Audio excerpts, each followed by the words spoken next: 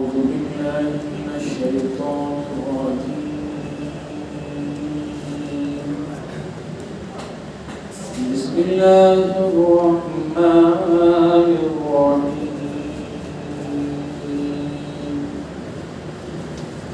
في جنات يتساءلون عن المجرمين ما سلككم في سقر قالوا لم نك من المصلين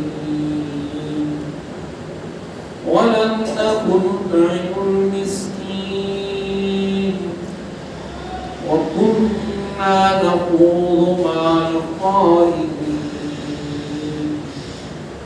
وكنا نكذب بيوم الدين.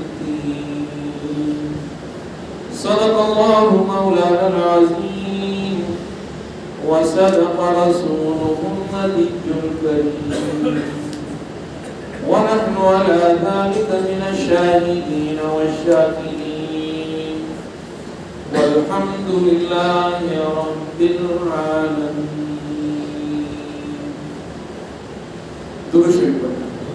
اللهم صل على سيدنا مولانا محمد وعلى آل محمد كما صليت على إبراهيم وعلى آل إبراهيم إنك حميد مجيد. اللهم بارك على محمد وعلى آل محمد كما باركت على إبراهيم وعلى آل إبراهيم إنك حميد مجيد. انتہائی قابل احترام بزرگوں اور نوجوان ساتھیوں، اللہ تبارک و تعالیٰ کے کلام پاک سے سورہ مدثر کے دروس قرآن کا سلسلہ جاری ہے. اس سے پہلے مختلف آیات کے دروس سے گزرتے ہوئے آیت نمبر 40 سے لے کر آیت نمبر 44 تک آج کا ہم درس اپنے سامنے رکھیں گے. اللہ تعالیٰ سے دعا کرتے ہیں رب العالمین جو آج کی آیات ہم لوگوں نے تلاوت کی، ان تمام آیات کو سمجھنے کی اور ان تمام آیات پر ہم سب کو عمل کرنے کی توفیق عطا فرمائے.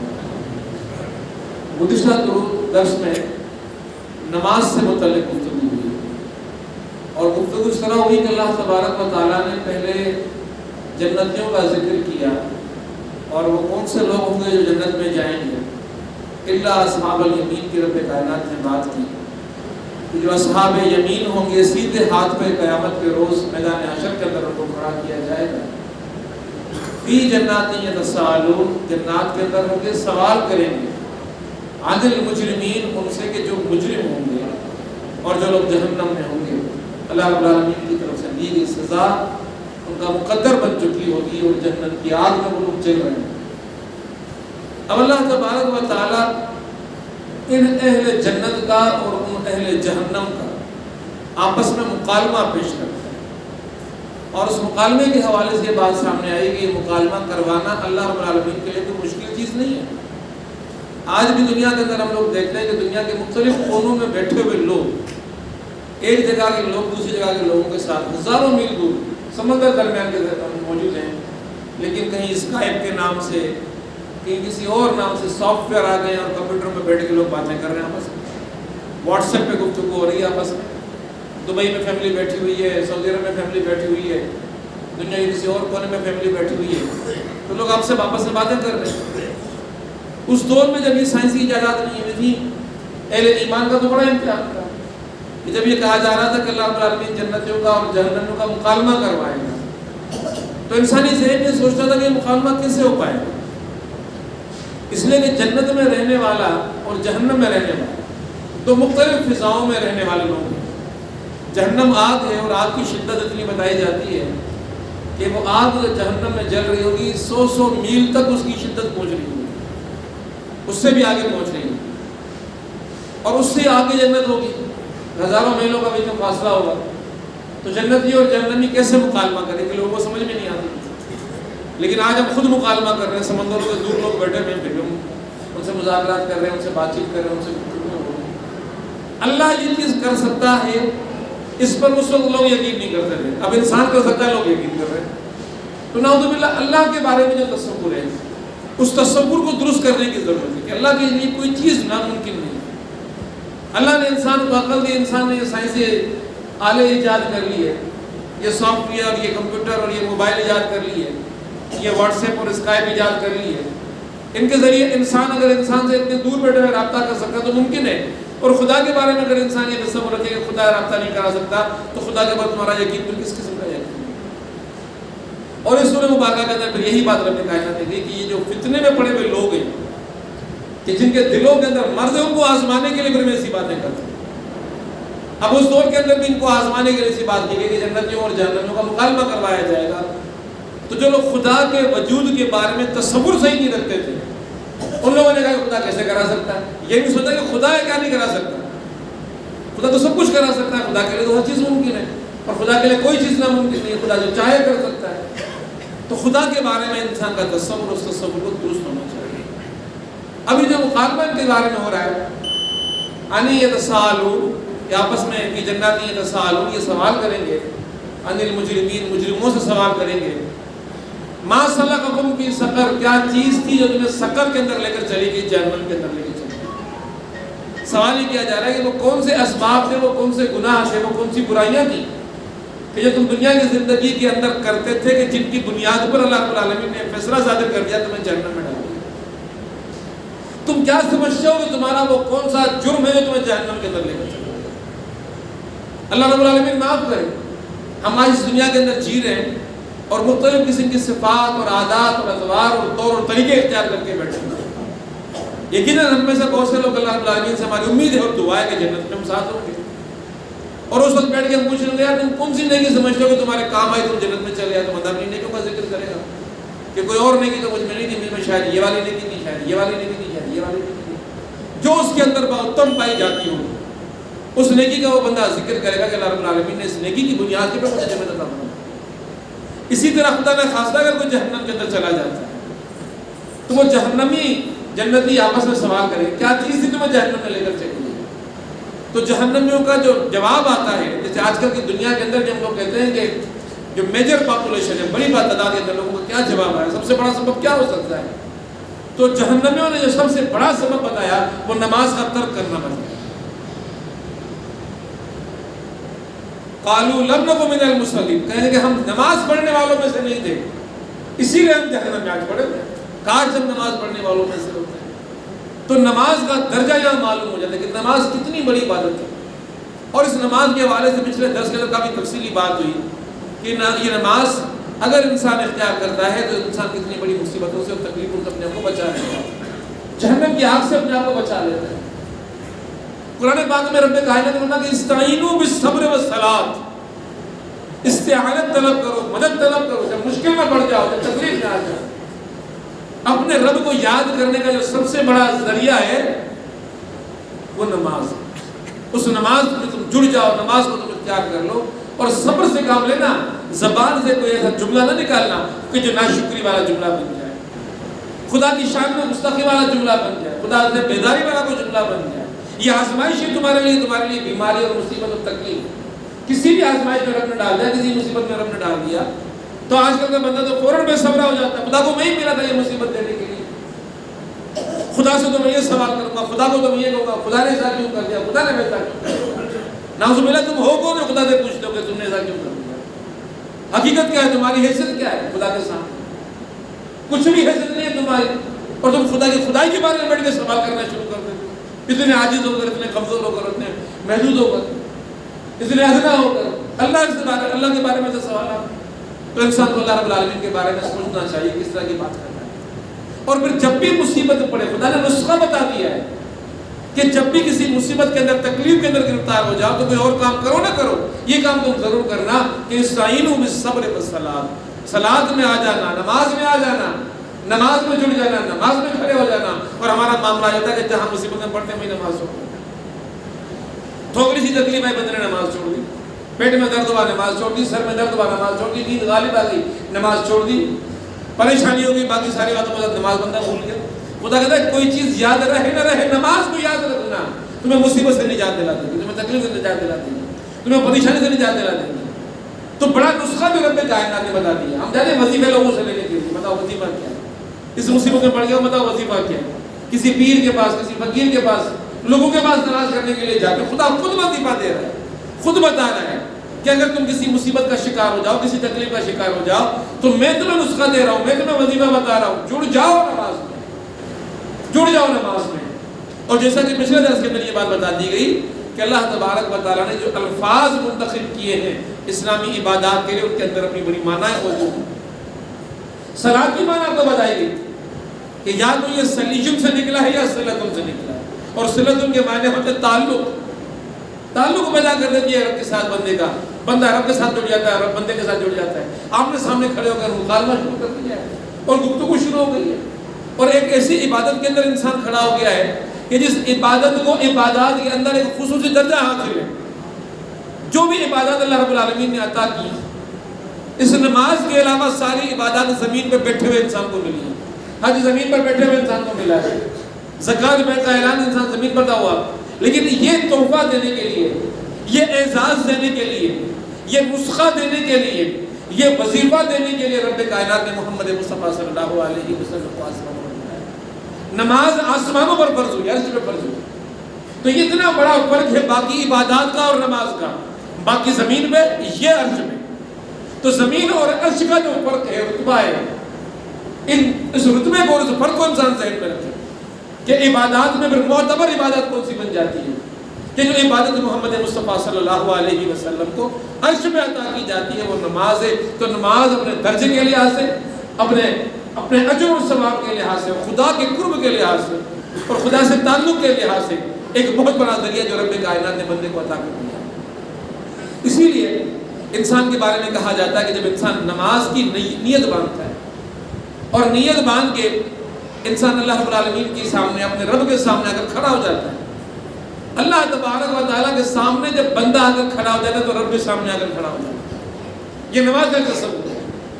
ایسا ممکن کیسے کہ بندہ رب سے رجوع کرنے کے لیے، رب سے طلب کرنے کے لیے رب کی بارگاہ میں حاضر ہو جائے، اللہ اکبر کہہ کے ہاتھ باندھ کے اور نماز کی نیت باندھ لے، بندہ اپنے آپ کو رب کے سامنے محسوس کر رہا ہو اور رب سامنے نہ آ جائے، یہ ممکن نہیں ہے۔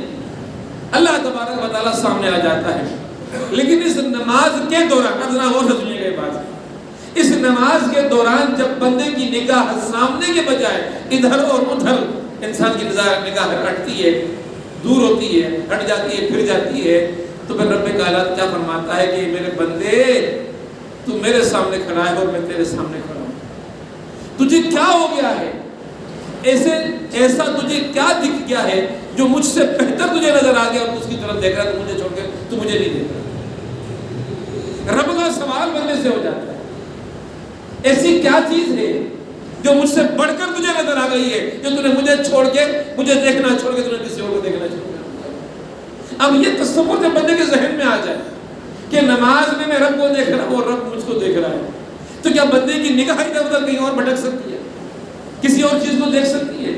پھر نماز میں بندے کا انہماک اور یکسوئی، اس کی کیفیت انسانی کیا ہو جائے گی کہ میں اللہ کی بارگاہ میں کھڑا ہوں، میری نگاہ ایک لمحے کے لیے بھی نہیں چکنی چاہیے، جہاں رب نے نگاہ رکھنے کے لیے کہا ہے میری نگاہ تو وہیں ہونی چاہیے۔ تو خدا کا مکالمہ یاد رکھنا چاہیے، کیا کہے گا خدا؟ کیا ہم سے بھی کوئی اچھی چیز تجھے نظر آ گئی ہے؟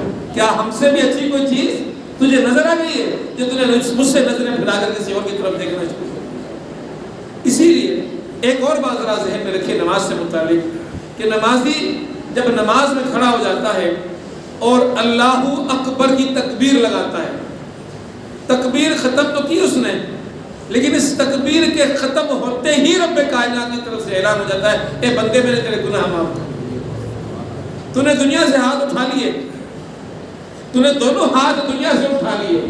انسان نماز میں داخل ہونے سے پہلے دونوں ہاتھ اٹھا کر کام لے کر آتا ہے، سوچے کیا کر رہا ہے، کون سا عمل کر رہا ہے؟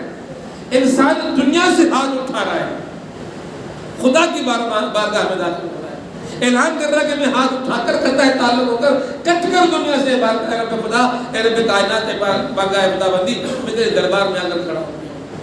تو جو ہی یہ خدا کی بارگاہ میں آ کر دنیا سے کٹ کر ہاتھ پھیلا کر اپنے کانوں تک ہاتھ لا کر دونوں ہاتھ سیدھے کر کے گویا کہ حلف لے کر کہہ رہا ہے کہ میں کٹ رہا ہوں دنیا سے، جڑ رہا ہوں میں رب سے، تو رب کہتا تو مجھ سے جڑ گیا، میں نے تیرے گناہ معاف کر دیا۔ یہ تکبیر معمولی نہیں ہے بندے کی، یہ اللہ اکبر کی صدا جو امام نے بلند کی، آپ نے دل میں بلند کی، اس بلند ہونے کے ساتھ اعلان کیا ہو رہا ہے؟ معاف کر دیے تیرے سارے گناہ جو تیرے پچھلی نماز سے اس نماز کے درمیان معاف ہو گئے تیرے گناہ. تو اس اللہ اکبر کی بڑی اہمیت ہے. جب یہ بندہ اللہ اکبر کہتا ہے تو اللہ تبارک و تعالیٰ اس کے ایسے گناہ معاف کر دیتا ہے. روایت میں یوں آتا ہے کہ جیسے بندہ ماں کے پیٹ سے پیدا ہوا. گناہ لاتا ہے بندہ ماں کے پیٹ سے؟ ماں کے پیٹ سے بندہ گناہ نہیں لاتا. نماز میں کھڑے ہو کر جب بندہ اللہ اکبر دل کی پوری سچائی سے اور یکسوئی سے کہتا ہے اور دونوں ہاتھ اٹھا کر دل میں یہ تصور کرتے کہ میرے ہاتھ اٹھائے اس دنیا سے, توڑ دیا تعلق اس دنیا سے, ہو گیا ربگاہ میں اپنے نماز کے دورہ درمیان, تو رب کائنات کی طرف سے اعلان ہوتا ہے کہ معاف کر دیے میں نے تیرے سارے گناہ, اور تو یوں آیا میرے پاس جیسے تو ماں کے پیٹ سے بھی کھا کر میرے بارگاہ کے اندر کھڑا ہو گیا, تیرے گناہ میں نے معاف کر دیے. تو کتنی بڑی فضیلت ہے اس نماز کی. تیری نگاہوں کو رب کائنات دیکھ رہا ہے کہ تو نگاہیں کیوں پھرا رہا ہے.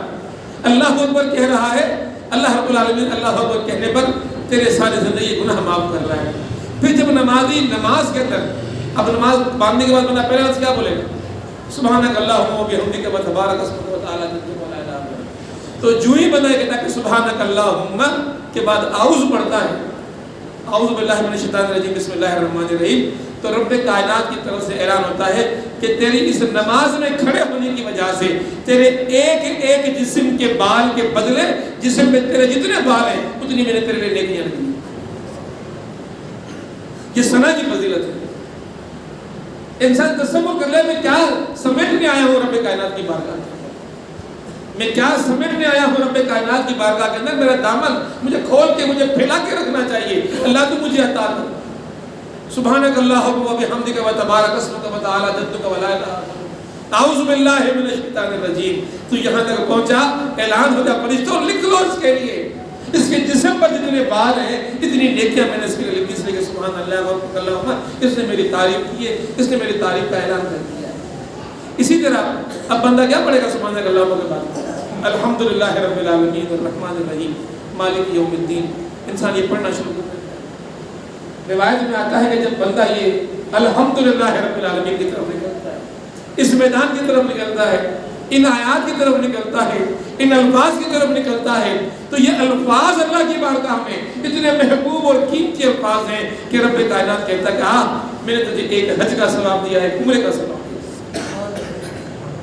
تو ہر نماز کے اندر اور ہر رکعت کے اندر تو اعوذ باللہ من الشیطان الرجیم کہہ کر سورہ فاتحہ کو پڑھتا چلا جا رہا ہے. اور تجھے تیری نماز بدلے میں کیا دے رہی ہے؟ تو کتنی دولت سمیٹ رہا ہے. تیرے جسم کے بال محدود ہیں, حج اور عمرے کے ثواب تو اس سے بڑھ کر حاصل کرتا چلا جا رہا ہے. یہ بندہ سارا کا سارا ثواب اب نماز کی کتنی ادائیں اس نے اختیار کی, ان چند اداؤں میں اس کو مل.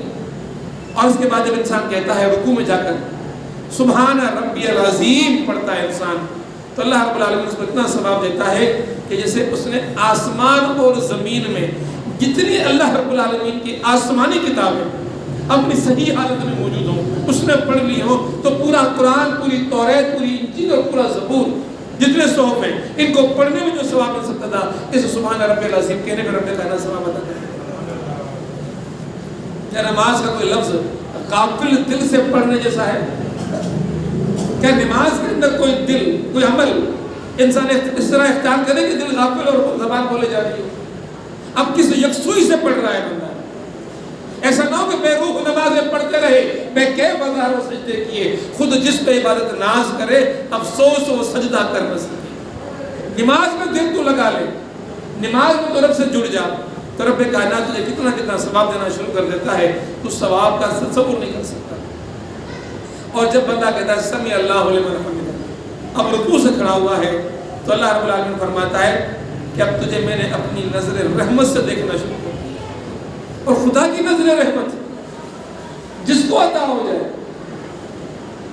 اس کے لیے تو پھر عذاب کی, تکلیف کی, مصیبت کی اور پریشانی کی کوئی چیز باقی نہیں رہتی. یہ انسان اس قدر خوش ہو جاتا ہے, اس کے دل کے اندر اتنا سکون پیدا ہو جاتا ہے سمی اللہ لمن حمدہ کہنے کے بعد کہ رب کائنات اس کو اپنی نظر رحمت سے دیکھنا شروع کر دیتا ہے. انسان جب نماز کی کیفیت کے سجدہ کرتا ہے تو اللہ رب العالمین اس کائنات کے اندر جتنے انسان اور جنات ہیں ان کی تعداد کے برابر اس کو نیکیاں عطا کرتا ہے.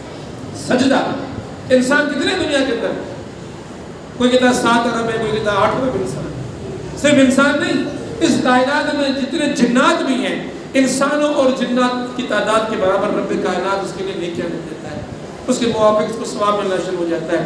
اسی طرح جب سجدے کی کیفیت میں بندہ کہتا ہے سبحان ربی الاعلیٰ، یہ جملہ بھی رب کائنات کو بڑا عزیز ہے۔ اللہ رب العالمین کہتا ہے کہ جب تو یہ کہتا ہے تو میں تجھے غلام آزاد کرنے جتنا ثواب عطا کرتا ہوں۔ تو نماز کی کیفیت کے اندر سجدے میں سر رکھ کر خدا رب الجلال سے مانگنا شروع کر دے، اور جب انسان سلام کرتا ہے السلام علیکم ورحمۃ اللہ، السلام علیکم ورحمۃ اللہ، تو اللہ کی طرف سے اعلان ہوتا ہے کہ میرے پیارے بندے تو نے میری نماز ادا کی، میں نے جنت کے 8 دروازے تیرے لیے کھول دیے ہیں، تو جس دروازے سے چاہے جنت کے اندر داخل ہو۔ یہ نماز میں بندے کی بہتر، لیکن اس کسی نماز سے بندہ غافل ہو جائے، اس نماز سے بندے کا دل نہ لگے اور نماز سے بندہ رجوع نہ کرے، تو انسان کی اس سے بڑی بدنصیبی کوئی اور نہیں ہو سکتی۔ اسی نماز سے متعلق حضرت علی کرم اللہ وجہ کی بڑے قیمتی الفاظ، بڑا شغف تھا حضرت علی کو نماز سے، بڑی محبت تھی نماز سے۔ اس نماز کے بارے میں آتا ہے، فرماتے ہیں آپ کے میں نے اقوال کہیں سے نوٹ کیے، رقم کیے، محفوظ کیے، تو پہلا قول مجھے یہ ملا کہ جب یہ نماز انسان حاصل کرتا ہے تو اللہ کی رضامندی حاصل کرنے کا سب سے بڑا ذریعہ حاصل کرنا ہے۔ جو نماز کو اختیار کر لیتا ہے وہ خدا کی رضامندی کو حاصل کر لیتا ہے، خدا اس سے راضی ہو جاتا ہے۔ اب جس سے خدا راضی ہو جائے اسے کسی چیز کی کیا ضرورت ہے؟ جب ربی راضی ہو گیا، جب مالک راضی ہو گیا، جب آقا راضی ہو گیا، جب زندگی دینے والا راضی ہو گیا، جب موت دینے والا راضی ہو گیا، تو بندے کو دنیا میں باقی راضی رہے نہ رہے اس وقت کسی کی پرواہ نہیں، رب اس سے راضی ہو گیا، رب کی رضا اس کو مل گئی ہے۔ اسی نے فرمایا کہ نماز، حضرت علی فرماتے ہیں کہ جس نے نماز پڑھ لی، نماز سے شغف اختیار کر لیا، نماز سے تعلق جوڑ لیا، خود نمازی بن گیا، تو اس کو فرشتوں کی محبت حاصل ہو، اور فرشتے تو نہیں بنتے رب کائنات کی طرف سے، معصیت تو ان کے پاس ہے، لاغ ان کے پاس ہے، نافرمانی تو ان کے پاس ہے، تو ان کی محبت مل جانا، ان کی دعائیں مل جانا، ان کی طرف سے رب کائنات کی بارگاہ میں سفارشیں ہونا، یہ بندہ اپنا سفارشی بنا لیتا ہے، کیونکہ جو آپ سے محبت کرے گا وہ تو خود کو آپ سے لوٹنا شروع کر دے گا، آپ کی محبت، آپ کی فرشتوں کی محبت مل جائے گی۔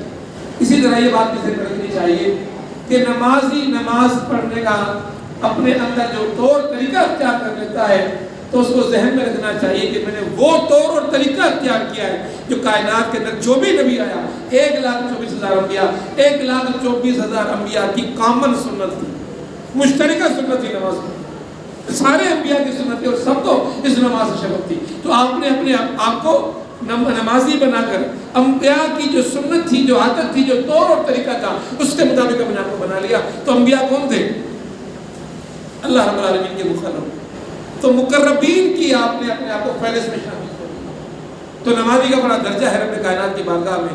اسی طرح معرفت الہی حاصل کرنے کا ذریعہ، غزالی فرماتے ہیں معرفت الہی، اللہ رب العالمین کا تعارف، اللہ رب العالمین کا قرب، اللہ رب العالمین سے رابطہ اور تعلق حاصل کرنے کا بڑا ذریعہ بن جاتا ہے۔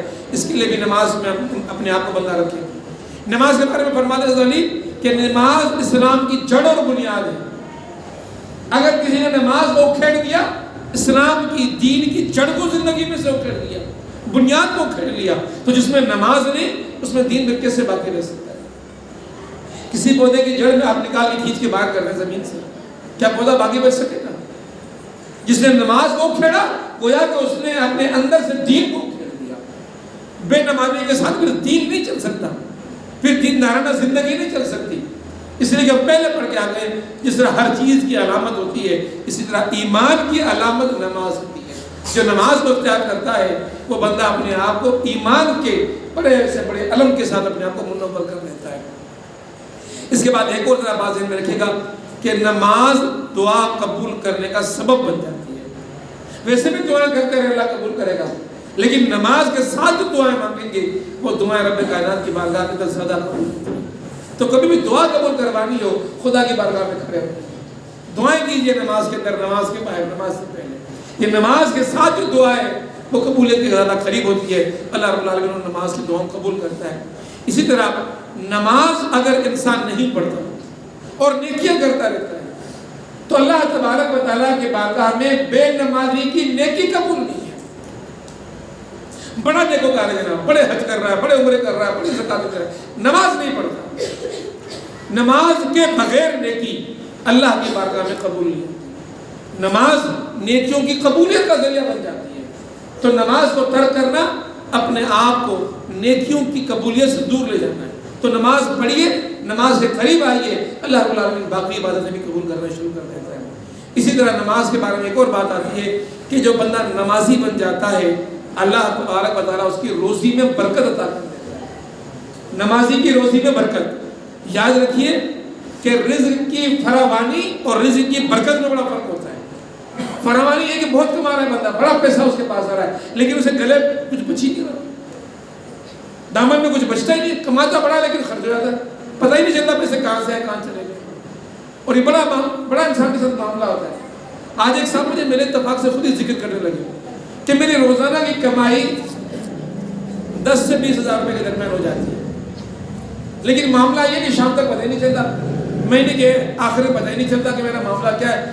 میں دیکھتا ہوں خود کو مقروض پاتا ہوں، تو میرا دماغ ٹھنڈا کے بعد قرآن پاک کی حضرت علی کا جو قول ہے کہ جو نمازی ہوتا ہے اس کی روزی میں برکت آ جاتی ہے۔ تو نمازی کا انسان کو آپ دیکھیں کہ تھوڑی کمائی ہوگی لیکن اللہ برکت بڑی دے گا، اس کے اخراجات اس سے پورے ہوں گے، وہ قرضی نہیں ہوگا، مقروض نہیں ہوگا، وہ اس کو قرضوں سے نجات مل جائے گی۔ تو جو مقروض ہے وہ بھی نمازی بن جائے، اللہ رب العالمین اس کی روزی میں اتنی برکت دے گا کہ اس کو سارے قرضے اس کے ختم ہو جائیں گے اس کی نماز کی برکت کی وجہ سے۔ نماز کا جو اگلا فائدہ ہے، انسان کے اندر ایک نفس موجود ہے جس کو نفس امارہ کہتے ہیں، انسان کو برائی کی طرف ابھارنے والا۔ یہ جو نفس امارہ ہوتا ہے وہ، اور جو شیطان انسان کو شیطان کے راستوں پر لے کے چلنا چاہ رہا ہوتا ہے، اگر انسان نمازی بن جائے تو نفس اور شیطان کے شر سے بچ جاتا ہے انسان۔ نمازی انسان کے اوپر پھر یہ شیطان اور یہ نفس کی شرارتیں یہ اس سے بڑا اثر نہیں کر سکتی۔ گویا کہ نماز ایک بہت بڑا ہتھیار ہے شیطان کے خلاف۔ نمازی نہیں رہا انسان، نماز چھوڑ دی، گویا کہ نفس اور شیطان کے شر کے خلاف ایک بہت بڑا ہتھیار جو اس کو میسر تھا خدا رب العزت کی طرف سے، اس بندے نے خود ہی وہ ہتھیار پھینک دیا۔ ہتھیار پھینکنے کو کہتے ہیں سرنڈر کرنا۔ اس نے سرنڈر کر لیا اپنے آپ کو شیطان اور نفس کے سامنے، اور جو شیطان اور نفس کے سامنے اپنے آپ کو سرنڈر کر لے، وہ شیطان اور نفس کی شرارتوں سے اپنے آپ کو کیسے بچا سکتا ہے؟ پھر یہ بندہ کتنا بھی بننا چاہے نماز کے بغیر یہ بندہ نماز نہیں بن سکتا، ایک شرک سے نہیں بچ سکتا، اپنے آپ کو بچا نہیں سکتا۔ اسی طرح ایک بات اور حضرت علی کرم اللہ وجہ نے فرمائی کہ نماز موت کے وقت موت کے فرشتے کی طرف سے نمازی کے لیے سفارش بن جاتی ہے۔ اور سفارش کیا کرے گی کہ یہ جو اس کی جان نکلنے کی گھڑی تھی، اس کے اوپر جو اس کی جان کو تکلیف آنی تھی، نمازی کے اوپر سے وہ جان نکالنے والے تکلیف کو آسان کر دیا جاتا ہے۔ نماز سفارش کر رہی ہوتی ہے اس سے، ملک الموت آئے آپ کی جسم سے روح نکالنے کے لیے، سب کی روح نکلے گی۔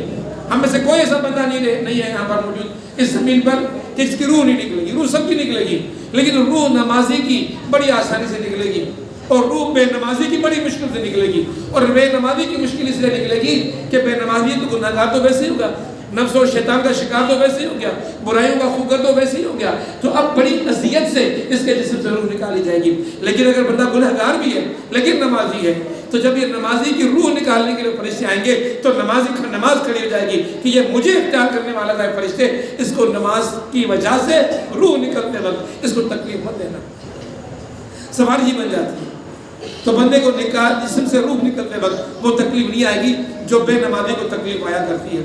اسی طرح فرمایا کہ نماز جو ہے یہ مومن کے دل کا نور ہے، اور یہ ایک جملہ ہے، لیکن اگر اس جملے میں غور کریں نور کیا ہوتا ہے؟ نور روشنی ہوتی ہے، روشنی میں بندہ دیکھتا ہے، اور دیکھتا ہے تو فرق کرتا ہے کہ اچھی چیز کیا ہے، بری چیز کیا ہے، سانپ کیا ہے، پھول کیا ہے، یہ بندے کو پتہ چلتا ہے، بندہ دیکھ رہا ہوتا ہے۔ لیکن اگر نور ہی نہ ہو، بندہ اندھا ہو، اسے پتہ ہی نہیں چلے گا کہ میں کیا کرتے جا رہا ہوں، ہدایت کی راہ میں چل رہا ہوں یا گمراہی کی راہ میں چل رہا ہوں۔ تو نمازی اگر ہے تو نمازی اس کے لیے نور بن جاتی ہے، اس کو نیکی کے راستے سے، یہ نماز اس کو بدی کے راستوں سے بچاتی ہے۔ تو نماز اختیار کرنے سے انسان کے لیے نماز نور بن جاتی ہے اور وہ نیکی کے راستوں پہ چلنا شروع کر دیتا ہے۔ آپ دیکھیں ایک نماز اختیار کرنے والا آدمی، نماز کی عادت اختیار کرنے والا آدمی جب نماز کو اختیار کرتا ہے، اس کی زندگی کی بہت سی برائیاں آہستہ آہستہ اس سے چھٹنا شروع ہو جاتی ہیں۔ اسی طرح اب یہ بندہ مرا ہے، اس کو قبر میں اتارا گیا ہے، اور قبر میں جب اس کو اتارا گیا ہے تو منکر نکیر آگے پوچھ گیا، سوالات آگے پوچھتا ہے، اور منکر نکیر جب آگے سوالات کرے گا تو منکر نکیر کے سامنے بھی یہ منکر نکیر کے سامنے کھڑے ہو کر اس مردے کی طرف سے نماز جواب دینا شروع کر دے گی، اس کا جواب آسان بنا دے گی، اس کو جواب میں مشکل نہیں آئے گی، اور نماز جب جواب دے رہی ہوگی تو منکر نکیر کیا سے پوچھے گا؟ نماز بندے کی سوارشی بن جائے، قبر کے اندر آ گئی، نور بن کر آ گئی، تو نمازی انسان کو بڑے فائدوں کے اندر ہوتا ہے، بلکہ رب کائنات کی طرف سے انسان کو بہت ہی اس کے ذریعے سے ہدایت کا راستہ مل جاتا ہے۔ نماز قبر کے اندر انسان کے لیے روشنی بن جاتی ہے، قبر کے اندر روشنی، جہاں اندھیرا گٹا ٹوپ اندھیرا ہوتا ہے، خوفناک اندھیرا ہوتا ہے، کہیں سے کوئی ذرا سا سراغ بھی نہیں ہوتا، اندر کہاں سے روشنی لائے گا بندہ؟ اگر اپنے ساتھ اپنی قبر میں روشنی لے کر جانا چاہتا ہے کوئی بندہ کہ قبر میری منور رہے، روشن رہے، تو اس کو بتایا جا رہا ہے کہ تو نمازی بن جائے، نماز تیری قبر میں تیرے لیے روشنی بن جائے گی، تیرے اندھیرے کو ختم کر دے گی، اور تو آرام سے اس قبر کی زندگی کو گزار پائے گا۔ اسی طرح جب قبر میں انسان ہوتا ہے تو قبر میں کوئی اس کا ساتھی نہیں ہوتا، کوئی اس کا غمخوار نہیں ہوتا، اور کوئی اس کا ساتھی نہیں ہوتا، لیکن نماز قبر میں بھی بندے کا ساتھ نہیں چھوڑتی، چونکہ تو نے دنیا میں اس کا ساتھ نہیں چھوڑا، تو قبر میں تیری غمخوار کون؟ نماز، اور قبر میں تیرا ساتھی کون؟ نماز۔ تو جس وقت قبر کو اپنے ساتھ کسی کو رکھنا چاہتا ہے تو نماز کو اختیار کر لے، کوئی اور ساتھ نہیں رہے گا، ہاں رکھنے والی کوئی چیز ہے تو وہ نماز ہے، تو نماز اختیار کر لے، قبر کا تیرا ساتھی بن جائے گا۔ تو اس قبر میں کسی کے ساتھ غم گساری کرنا چاہتا ہے تو غم بتانا چاہتا ہے، اپنے دل کا بار ہلکا کرنا چاہتا ہے، آگے کی پریشانیاں بیان کرنا چاہتا ہے، کوئی اور ساتھی قبر میں نہیں ہوگا، قبر میں کوئی ساتھ چلے گی تو نماز چلے گی، اس نماز کو ساتھ لے لیں۔ اسی طرح اب بندے کو قبر سے اٹھایا گیا، میدان حشر میں کھڑا کیا جا رہا ہے، جہاں کے بارے میں بتایا جائے کہ سوار نیزے پر سونپا جاتا ہے، اور کیفیت کہ انسان اپنے پسینوں میں ڈوبا ہوا ہوگا، کوئی اپنے پنڈلیوں تک، کوئی گھٹنوں تک، کوئی کمر تک، لیکن جو نمازی ہوگا وہ اس قبر کی سختیوں سے بھی بچ گیا، اور میدان حشر میں نماز بادل بن کر سایہ بن کر اس کے پر سایہ بنا ہو جائے گا۔ ہر بندہ اپنے پسینے میں ڈوبا جا رہا ہے، گرمی کی شدت، لیکن یہ گرمی کی شدت سے بچایا ہوا ہے، اس لیے کہ سایہ فقط کون ہے اس کے پر؟ نماز اس کے پر سایہ بن کر کھڑی ہوئی ہے، اور اس کو قیامت کے دن میدان حشر کے اندر اس سختی سے بچاتی ہے کہ جو صورت کی سختی اس کے پر آ سکتی ہے۔ اسی طرح نماز قیامت کے دن اندھیرے میں مشعل بن کر نمازی کے آگے چلے گی، اور نماز نمازی کو آگے چل کر کہاں پہنچائے گی؟ اللہ رب العالمین کی اس جگہ پر پہنچائے گی جہاں پر کھڑے ہونے والوں کے لیے رب کائنات کی طرف سے جنتوں کے اعلان ہو جائے۔ نماز لے کے جا رہی ہے نا، نماز رہنما بن رہی ہے نا، نماز ہادی بن رہی ہے نا، نماز ساتھی بن رہی ہے، میرے ساتھ میں آگے چلتی تو میرے پیچھے آ۔ تو قبر سے بندہ اٹھا، کون لے کے جا رہا ہے؟ نماز ساتھ لے کے جا رہی ہے، روشنی بن کے ساتھ لے کے جا رہی ہے، ساتھی بن کے ساتھ جا رہی ہے۔ تو نماز تو انسان کی زندگی کا سب سے قیمتی سطح بن جاتی ہے، اگر انسان اس کو اختیار کر لے تو یہ مشعل بن کر میدان حشر میں بندے کے آگے آگے چلتی ہے۔